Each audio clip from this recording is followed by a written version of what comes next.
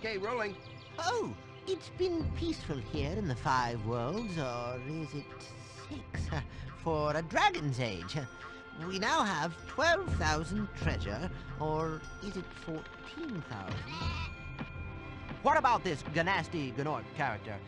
Now, I understand he's found a magic spell to turn gems into warriors for his cause. I'll take that question. Nasty Gnorc is a simple creature. Simple. He has been contained in a remote world and is no threat to the Dragon Kingdom. No threat! Besides, he is ugly. That does it! Looks like I've got some things to do.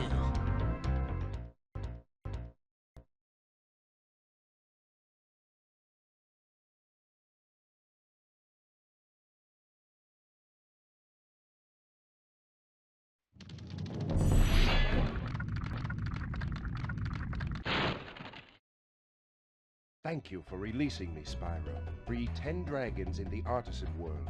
Then find the balloonist. He'll transport you to the next world. What about Nasty Gnorc? I'm going after him. Find dragons first. That's all I can tell you.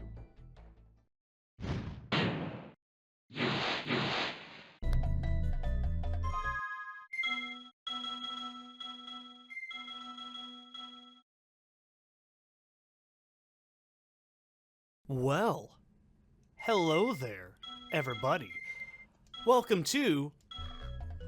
It's Spyro the Dragon. Do I even have to keep saying it at this point? Like, do I even need to tell you what game this is? Look at this thing.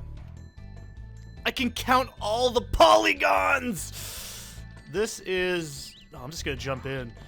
Oh, baby, Talk about what is the game that Seth played the most as a small child. Seth, don't forget to show you own the game. There you go, look at that. That's all 3 of them too, in case you were like, oh, why aren't you using the trilogy that came out for the Steam? Because I already own all these games. So, I'm gonna tell you guys right now, this is my nostalgic favorite, but my favorite's 2.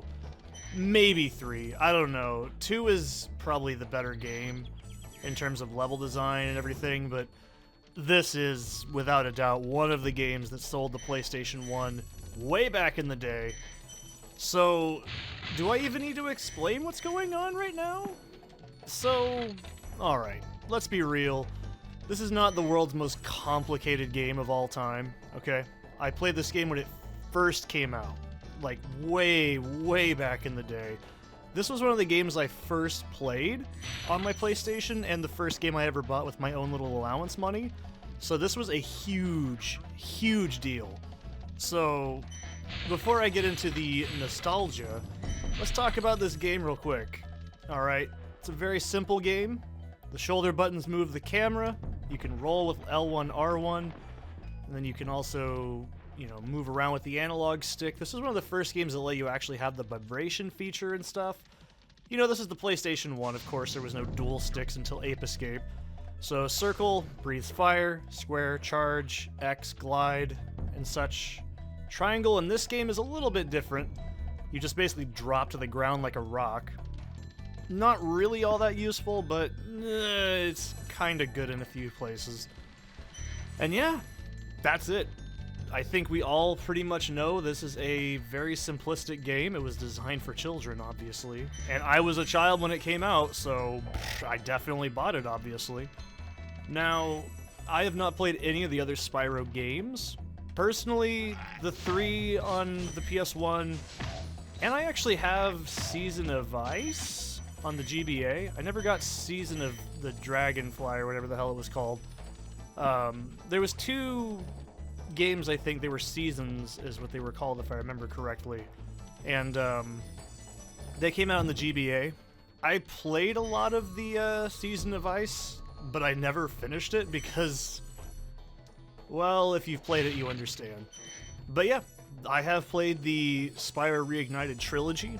I only played up to, I want to say, Magic Crafters, and this was because I was with my ex at the time.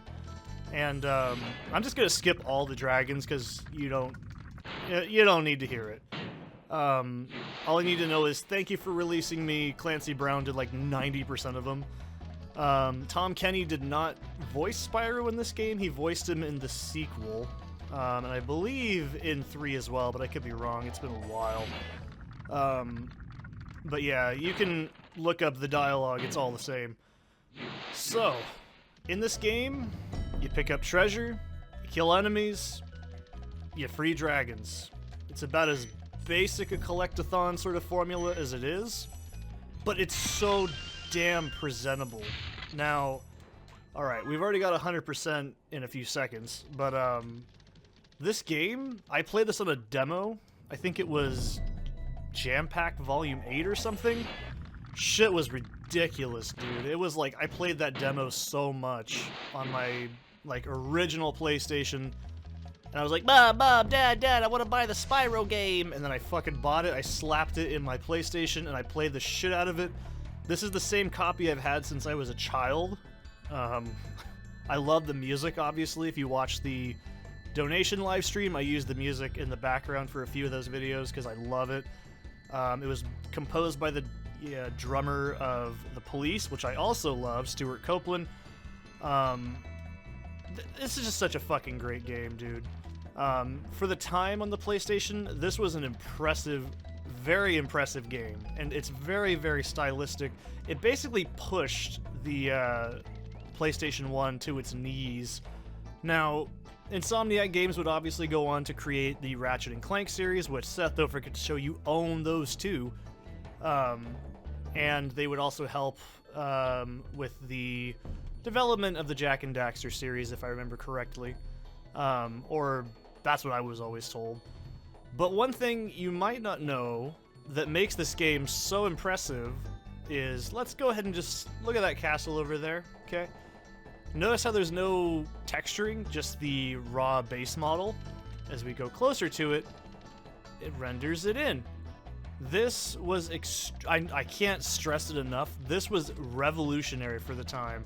Just the ability to do this and, like, melt things and have these things explode. It was just like, Spyro 1 was an absolute juggernaut on the PlayStation. I mean, it wasn't a spectacular game. Like I said, the sequels do it a lot better, but this, can you hear it in my voice? I love this game. This is like one of my favorite games from my childhood, which is why you might be like, now Seth, how are you going to make a series out of Spyro the Dragon? It's a very basic game.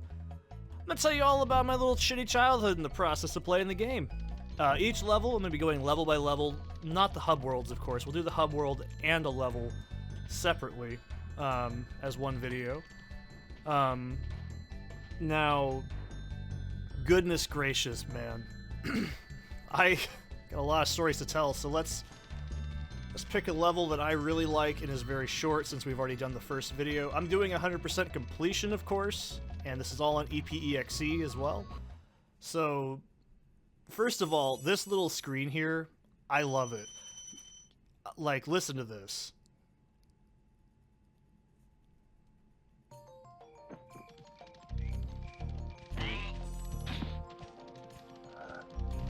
Look at these fucking frogs, man. So, when I was a kid, I think this was also on the demo disc as well. You could play up to it. I played this level so many times as a kid because of that demo disc. There was a few differences. It was a beta build of the game, I'm pretty sure. But, oh, pff. Yeah, laugh it up, asshole. So, obviously when I was a kid, this is like no bullshit. When I first got this game, it's Evan Albin! Oh wait, Albam, sorry, my mistake. When I was a kid, I remember I started the game on this level, I paused it, and I just laid there on the floor and waited for my dad to go by because I was gonna scare him. So, yeah, roar at me, it's what gets me off. And I just laid there on the floor with this level playing, like this, basically, and my dad just walks in and he goes, Seth? What are you doing? Oh my god, are you okay? And then, like, he bolts over to me. I thought it was a fucking practical joke. It was terrible. But, yeah, I played this so much as a kid. Like, and also, in case you haven't noticed, Spyro's purple because he stands out in the environment. And that was one of the main reasons they designed him to be purple. I know a lot about the development of this game. Not a ton, but I do know a lot. At least a fair share. So, oh man. So one thing this game also does that I really love is the fact that it introduces concepts in each level and they build on top of themselves. This obviously gets expanded later on in the sequels, but in this game in particular, it's actually really good. I also used to stare at these little frogs just for hours. I wish I had drawings of them, but I used to draw these little vampire frogs a lot when I was a kid. Oh, it's terrible. So also, I forgot to mention, the dragonfly's named Sparks. You can kill fodder enemies like those frogs, the sheep. Every level nice hitbox, nerd. Every level has its own little fodder enemies, and I'm also using the joystick for this, I forgot to mention. You can also do this. Dude, just the ability to light a fire. I'm pretty sure it's also why they chose this level as a demo level, because it shows off a lot of the game's potential, such as the, you know, interactable environments, the clever designs, everything. So those are also extra lives. I'm not really gonna die very many times, probably on a couple of BS jumps towards the end, but oh boy. So I know a lot of the glitches in this game, like this. Oops, sorry. I kind of did it wrong, but you can basically cancel the flame and the charge at the same time. I'll do it in a couple other levels as well, but, you know, there's not much I don't know about this game in terms of how to play it. It's all about the game and how you gotta play it. I'm gonna reach my hand into your tiny pencil neck and pull out your heart to show you you don't have one. So, anyways, yeah. I mean, every level I have a story attached to it. That's kind of the goal of this series, because I just want to have a little bit of a fun time with you guys, telling a little bit about my really bad childhood. So this game's not very long. The sequels are obviously longer. They have more varied gameplay. I just banged the controller so hard because I am just so excited to get to play in this. So that's going to call it for this first video. I'll see you in the next one.